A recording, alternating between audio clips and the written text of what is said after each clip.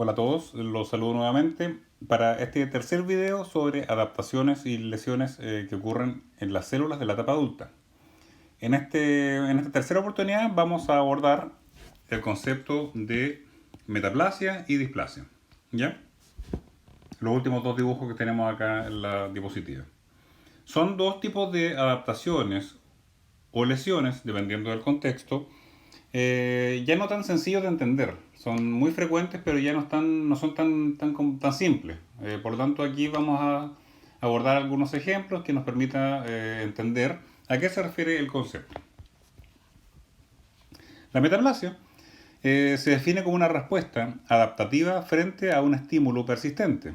¿Ya? Esto no es distinto a lo que habíamos visto anteriormente.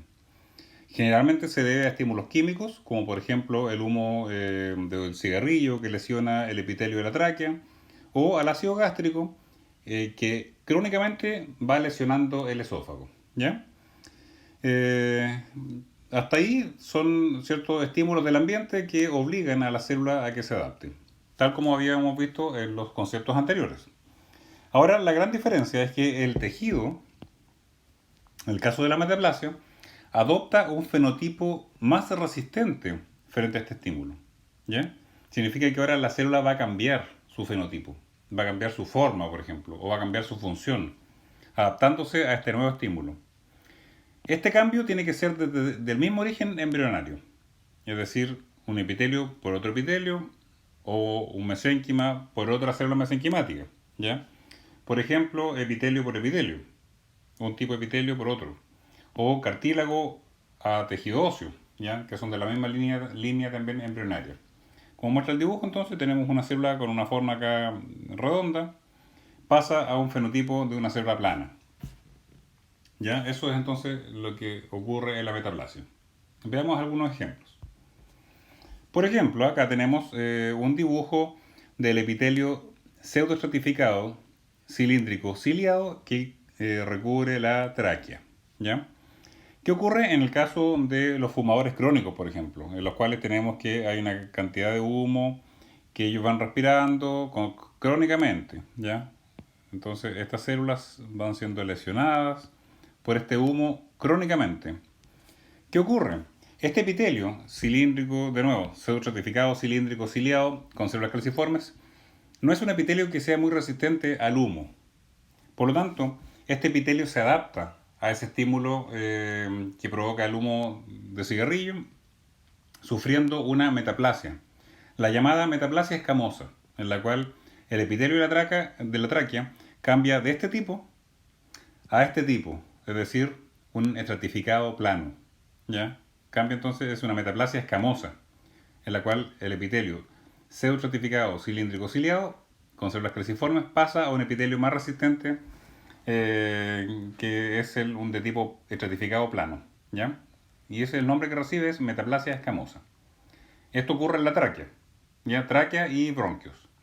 Ahora, uno podría pensar que este epitelio más resistente soluciona el problema, ¿cierto? Y uno podría seguir fumando pensando en que ahora ya tiene un epitelio que es más resistente. Pero eso no es así. Este epitelio resiste el humo de cigarrillo. Pero ustedes deben considerar de que este epitelio anterior, normal, que tenía cilios y células caliciformes, lo que hacía era proteger. ¿Ya? Atrapaba partículas, por ejemplo, que con la mucosidad y eran barridas con estos cilios hacia la superficie y eran tragadas o expectoradas. ¿Ya? Por tanto, protegíamos de alguna manera el parénquima pulmonar. Ahora esa barrera ya no la vamos a tener. Ahora todas las partículas que antes eran retenidas acá, ¿ya? Que quedan retenidas, por ejemplo, y eran devueltas, vamos a colocarlo con otro color, eran devueltas a la superficie de la tráquea y tragadas, por ejemplo, en el aparato digestivo. Lo que va a ocurrir acá es que estas partículas van a pasar de largo, ¿ya? Directamente hacia los alveolos, por ejemplo. Por lo tanto, el fumador crónico está muy predispuesto a sufrir patologías respiratorias, porque acá los agentes etiológicos que eran atrapados en la tráquea o los bronquios pasan directamente hacia los bronquios, ¿ya? Por lo tanto, entonces tenemos que tendencia a sufrir bronquitis crónica, patologías respiratorias crónicas y por lo tanto, tal como lo estamos viendo actualmente, los pacientes fumadores tienen una mortalidad mucho mayor frente al coronavirus porque el virus pasa directamente a los pulmones y no tienen esta barrera que los puede atrapar más arriba. ¿Ya? Eso es entonces un ejemplo de metaplasia escamosa. Lo que estamos viendo acá es una fotografía de un estómago, ¿ya? La fotografía de un estómago, entonces, que sufrió la llamada metaplasia intestinal, en la cual tenemos estas zonas, ¿ya? Aquí lo voy a mejor probar con el puntero. Esta zona se adaptó, ¿ya? Se adaptó, es una zona del estómago que sufrió una adaptación, en la cual ustedes ven de color azul las células caliciformes. Que ocurre entonces este tipo de metaplasia cuando el estómago trata de alguna manera protegerse, cambiando este epitelio gástrico por un epitelio, ¿cierto?, con mayor cantidad de células caliciformes. Entonces también es un mecanismo de protección. Que ocurre entonces con un cambio de un epitelio a otro tipo de epitelio, ¿ya? Entonces, el concepto importante es que tenemos un cambio fenotípico de la célula, en la cual se cambia de un tipo a otro. Es importante, de nuevo, que recuerden de que esto no es una metaplasia de un cambio por cualquier cosa, ¿ya? No es que de repente un epitelio se va a transformar en neurona, sino que acá ocurre directamente dentro de la misma hoja embrionaria. Un epitelio sensible por otro epitelio resistente, ¿ya? En el caso del tejido mesenquimático, podemos observar en algunos tejidos, por ejemplo, cartilaginosos, que hay una metaplasia ósea, es decir, el cartílago se transforma en hueso. Eso se observa, por ejemplo, en oreja, ¿ya? A veces el cartílago elástico de la oreja, por ejemplo, lesionado crónicamente por algún tipo de trauma, ese cartílago tiende a sufrir metaplasia ósea, es decir, literalmente se transforma en hueso en la oreja, ¿ya? Así que ese es el concepto de metaplasia. Acá tenemos otro ejemplo de un paciente que tenía una rinitis crónica. Este es el epitelio nasal. Acá estamos viendo una biopsia de mucosa nasal, donde tenemos el epitelio también que es estratificado cilíndrico y ciliado, ¿ya? Donde tenemos una gran cantidad de plasmocitos y macrófagos localizados en la submucosa, que eran parte de esta rinitis crónica. Por lo tanto, esta inflamación también se convierte en un agente etiológico que está irritando de alguna manera la mucosa nasal crónicamente. ¿Cómo se protege este epitelio nasal de este ambiente nocivo de la inflamación? Sufriendo metaplasia. ¿Qué tipo de metaplasia? Una metaplasia escamosa. Nuevamente, entonces, este epitelio cambia a estratificado plano, haciendo que este epitelio sea más resistente, pero al mismo tiempo le quita esta barrera que tenía la mucosa nasal para atrapar agentes etiológicos, ¿ya? Y esto entonces es un efecto secundario de esta rinitis crónica. Por lo tanto, acá tenemos dos lesiones: rinitis crónica o rinitis en este caso macrofágica y plasmocitaria, y una metaplasia de tipo escamosa, ¿ya? Entonces es una adaptación que sufrió este epitelio, que obviamente no es gratuito para el paciente, porque esto igual tiene efectos negativos, como les contaba, predisponiendo al paciente a mayores infecciones.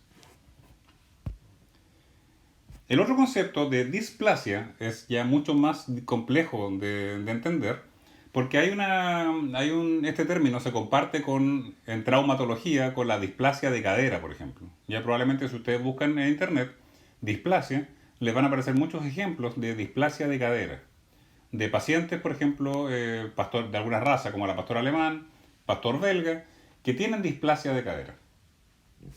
Para nosotros el concepto de displasia se refiere a algo más celular. Ya nosotros vamos a hablar de otra displasia, la displasia que ocurre a nivel de los tejidos. Para poder entenderla tenemos que recordar que las células que componen un epitelio normalmente exhiben una uniformidad de tamaño, de forma y núcleo. Es decir, cuando nosotros analizábamos, por ejemplo, la epidermis, sabíamos que el estrato basal de la epidermis, las células eran muy parecidas entre sí. Las del estrato córneo también eran muy parecidas entre sí, la del estrato espinoso, el granuloso. Había una uniformidad. Nosotros éramos capaces de reconocer las características de cada una de esas capas. Por ejemplo, que las mitosis ocurrían en el estrato basal, ¿ya? Sabíamos que en el estrato espinoso no era normal encontrar mitosis. Y sabíamos que el estrato córneo eran células planas que estaban queratinizadas. Había un orden, ¿ya? Un orden. En la cual la epidermis se diferenciaba de basal a luminal. En el caso de la displasia, igual ocurre como un cambio adaptativo debido a un daño persistente. Acá lo que empezamos a observar es que empieza a variar la forma y el tamaño de la célula. Ocurre un agrandamiento del núcleo. El núcleo se ve con una forma irregular y hasta incluso podríamos observar hipercromasia. Se empiezan a desordenar los estratos. ¿Ya? Algunos autores hablan de que es un cambio preneoplásico, es decir, un paso previo al desarrollo de un cáncer. Entonces lo que nosotros vamos a observar en un tejido displásico es que hay un desorden, ¿ya? Un desorden. Por ejemplo, en el caso de si tuviéramos una displasia en la piel, en la epidermis, veríamos que hay de repente figuras mitóticas en los estratos, por ejemplo, granuloso, ¿ya? Veríamos ese desorden en su estructura. Eso es una displasia. Este concepto ha sido también muy estudiado en el examen como parte del diagnóstico del cáncer cervicuterino, ¿ya? Para las mujeres, ¿cierto? Es muy conocido el concepto de este diagnóstico que se hace una vez al año para las personas que están sexualmente activas, que es el PAP, el examen del Papa Nicolau, que lo que hace es tratar de pesquisar lesiones preneoplásicas, en el fondo anticiparse al cáncer cervicuterino que es provocado por el virus del papiloma, ¿ya? Este virus tiene la capacidad de transformar a las células y volverlas cancerígenas. Pero antes de que este virus provoque el cáncer cervicuterino, provoca cambios displásicos. En el fondo las células empiezan antes a desordenarse. Y eso es lo que a veces se trata de buscar en este examen, en el PAP, ¿ya? Este esquema, están viendo acá la estructura del cuello uterino. El cuello uterino es una estructura, ¿cierto?, que comunica la vagina con el útero. Y este es una estructura, ¿cierto?, tubular. Acá estoy haciendo un corte transversal para que entiendan el dibujito, en la cual tenemos hacia el lumen, ¿cierto?, esta estructura. Acá lo voy a hacer un poquito más grande mejor, porque es muy pequeño. Lo que estamos viendo acá, ¿cierto?, acá tenemos el cuello uterino. Y la imagen lo que representa es un corte de esta zona, ¿ya? Donde tenemos entonces, acá estaría la superficie del cuello uterino. Entonces, en el cuello uterino el epitelio es estratificado plano. Acá tendríamos el normal, donde hay un estrato basal, ¿cierto? Y las células se van aplanando hasta la superficie del cuello uterino. En el caso de la displasia, observamos que las células se vuelven más hipercromáticas y empiezan a aparecer figuras mitóticas en los estratos intermedios, ¿ya? Las células también de los estratos más superficiales aparecen más nucleadas, hipercromáticas, indicando entonces que hay un desorden, ¿ya? Un desorden en este epitelio, que va camino al desarrollo de un cáncer, en la cual ya las células se vuelven invasivas, ¿cierto? Y ocurren otros cambios mucho más profundos que vamos a conversar a partir de la otra semana. Entonces, como les contaba, a veces el concepto de displasia lo pueden encontrar como un cambio preneoplásico. Eso entonces es el ejemplo más estudiado que hay actualmente. Los cambios displásicos que se pueden observar en un PAP, ¿ya? El examen Papa Nicolau, en un cuello uterino que está con un cambio preneoplásico. Bueno, chicos, les voy a subir prontamente un ejercicio, tal como el que les subí hoy día en la mañana, donde hablábamos de los cambios que ocurrían en un paciente que tenía fasciola hepática, ya cambios a nivel del espacio porta, con el aumento en el número de conductos biliares. Vamos a ver algunos otros ejercicios que refuercen este concepto de la hiperplasia para que podamos ir integrando los contenidos, ¿ya? Así que estamos en contacto. Cualquier consulta, ustedes ya saben que me pueden escribir y en caso necesario vamos a hacer un foro entonces donde podamos compartir sus dudas y resolverlas ahí a tiempo real. Así que estamos en contacto.